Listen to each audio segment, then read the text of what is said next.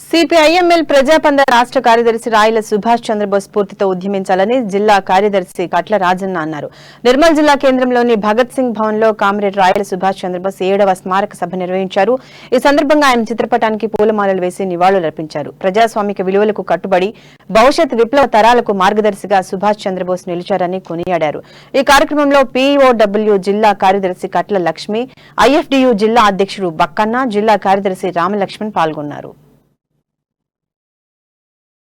భారతోద్యమ విప్లవ నిర్మాత, భూమి కోసం, వృత్తి కోసం ఈ దేశం విముక్తి చేయాలని సిపిఎంఎల్ పార్టీలో రాష్ట్ర కార్యదర్శిగా కొనసాగిన కామ్రేడ్ రాయల సుభాష్ చంద్రబోస్ రవణ 7వ వర్ధంతి జరుపుకుంటా ఉన్నాం. రవణ ఆశయాలు కొనసాగించాలని, రవణ ఏదైతే కలలు కన్నాడో ఈ దోపిడీ రాజ్యం పోయి పేదల రాజ్యం కావాలని, పేదలకు అంతులేని అంతరాలు లేని రాజ్యం కావాలని చెప్పేసి కోరుకుంటా ఉన్నాడు. భారతదేశంలో ప్రజలందరికీ నిరుద్యోగ సమస్య ఉంది, పేదరికం ఉంది, నిరుద్యోగం ఉంది. ఈ ధరలు తగ్గాలని చెప్పేసి ఈ దేశంలో నూతన ప్రజాస్వామికం విజయవంతం కావాలని, భూమి కోసం, వృత్తి కోసం ఈ దేశాన్ని విముక్తి చేయాలని, మార్క్సిజం, లెనినిజం, మావో ఆలోచన విధానం వర్ధిల్లాలని